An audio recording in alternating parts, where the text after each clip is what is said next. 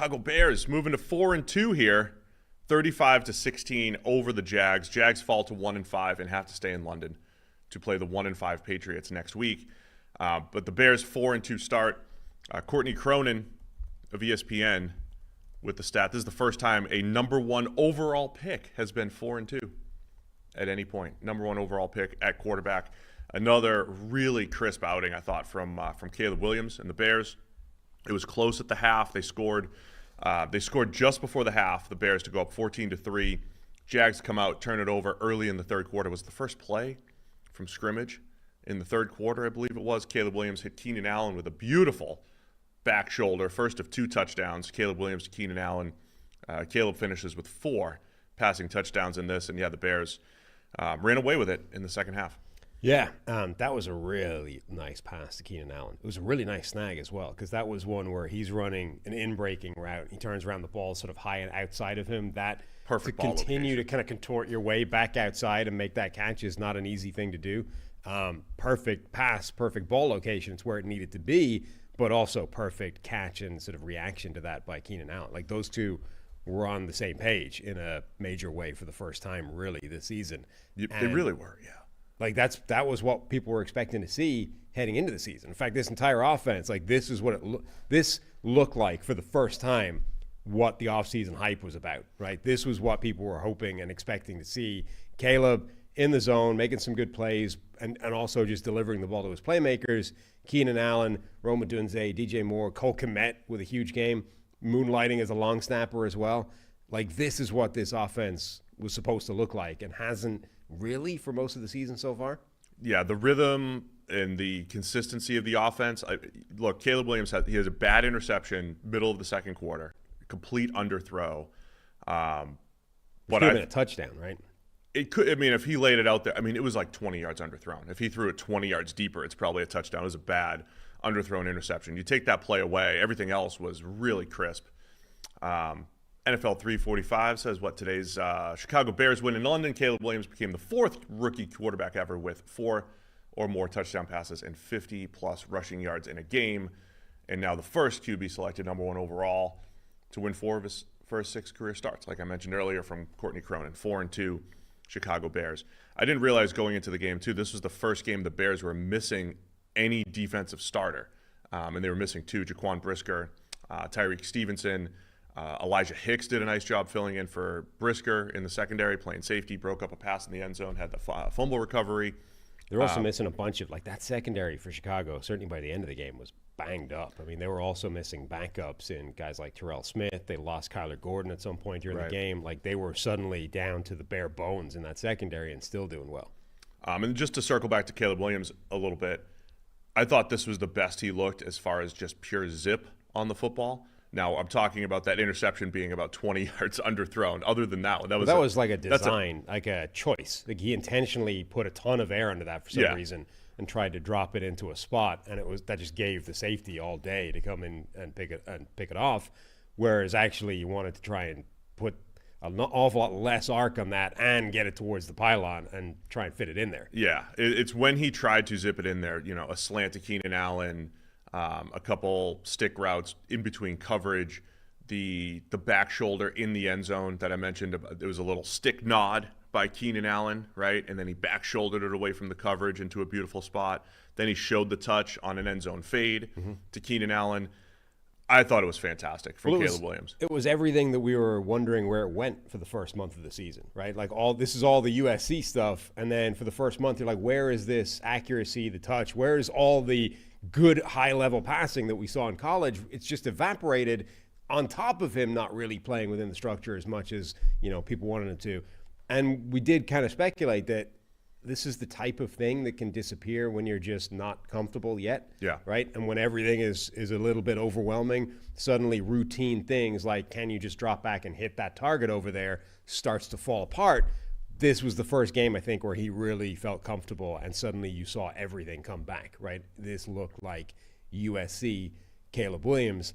The other thing I felt is that this felt like the sort of 8th year in a row where Jacksonville's defense just has no kind of gap integrity. Like, Caleb Williams is killing them scrambling, That's like, why are you giving him wide open running lanes to take off from the pocket and gash you for easy first downs? Like, this is every year we seem to be saying this about Jacksonville's defense. Like, not only are they underwhelming in terms of, endless sequence of first round edge rushers that never live up to the billing except Josh Hines Allen, but they also don't rush as a collective. They also don't rush with collective gap responsibility. And any time they face a quarterback that's capable of doing this, it's big plays left, right, and center. Yeah, you saw it early on. Caleb Williams breaks free from a sack, has a 19-yard scramble into the red zone. I was thinking the same thing, man. Gap integrity there, and it's a new system, right? It's new everything, but the defense has been pretty bad in Jacksonville. It's been one of the league's worst. And there was another drive, there was a drive somewhere in this game where they were like 21-10 down, and they just kept extending it with penalties. And Chicago scores a touchdown at the end of this drive that I think they had them off the field at one point and kept extending it with penalties. It's like, you're not good enough to do that, right? Like, forget the offense and its struggles and Trevor Lawrence and all that. The defense is not good enough to be giving teams free, turning a punt into a touchdown effectively by just endlessly extending their drive. The one last thing I want to say about Caleb, well, let me follow up on that on the Jags. Also, very first play from scrimmage, Trayvon Walker, very first drop back, Trayvon Walker with a nice quick pressure. We had theorized is there a turning the corner moment in Trayvon Walker? That rush looked good. He had a negated sack after a really long. That was a nice play as well, and negated because of 12 guys on the field. Yes, so that was negated. Really nice rush on the first one. He had a nice rush on one of Caleb Williams' touchdowns as well. That was pretty much it, though, from Trayvon Walker. So coming off of his career game, his production looked a lot like other weeks. Again, I'm not saying he'll never figure it out, but it wasn't as clean of a narrative for us where it's like, oh, week 5, 2024, marked down, Trayvon Walker's now an elite pass rusher. You weren't necessarily getting that type of disruption this week from him. The one other Caleb Williams play I just wanted to highlight, toward the end, I feel like the two things missing from Caleb early in the season, just general accuracy and arm talent that we thought coming out of USC, and then a lot of the natural playmaking. Saw a little bit of it, but when he hit Cole Kmet on a little 3-yard dump off, this was scramble out away from pressure, eyeball the backside pressure, put a little juke on, then scramble out and dump it off to Kmet, which turned into a 20-plus yard gain. That was the closest I think we've seen to just he's feeling it, right? He's starting to feel much more comfortable, and now you're seeing him in the pocket. He's canceling reads quicker. He's zipping it in there with the type of arm talent that he has, and he's making the outside of structure play with a comfort level that we hadn't seen through the first 5 weeks. Let's give Cole Kmet some credit. When they lost their long snapper, usually that's curtains for your ability. Like, if you lose any of your specialists, which means kicker, punter, /holder, and long snapper, usually that means you can no longer attempt kicks in a game, right? As crazy as that is, the NFL typically does not have people cross-trained well enough to be able to execute even an extra point to a high enough degree. When those guys go down, they're basically like, I guess we're stuck going for 2 for the rest of this game. Cole Kmet stepped in and wasn't just of the ability of like, yeah, you can just about get the ball back to the holder, but it's going to jack the timing and you're probably going to get a few messed up. He was like a legit long snapper. I mean, he went 4 for 4 initially that were like dead on. The 5th one I think was a little high, and there was a blocked field goal. I don't know if it was high enough to have caused the blocked field goal or it simply occurred on the same play, but he was essentially 5 for 5 on long snaps. I was trying to dig up what his background was in terms of long snapping. Like, was he one of these guys? Because like Jared Allen was drafted as a long snapper for the Chiefs before he became one of the best pass rushers in the NFL. Some of these guys are actually long snappers previously. He told the CH Go podcast that like he joked that his career is going to be 10 to 12 years, as a tight end, and then he's going to hang it up as a tight end and just spend the next 10 years being a long snapper and extend his life in the NFL. I mean, he's legit. He can long snap. That's impressive. Yeah, the thing that a long snapper needs to do is not just the accuracy part, but you have to get it back there in like 0.7 seconds. Yeah, you need to be able to fire it back fast at a dead-on spot and be able to do that consistently.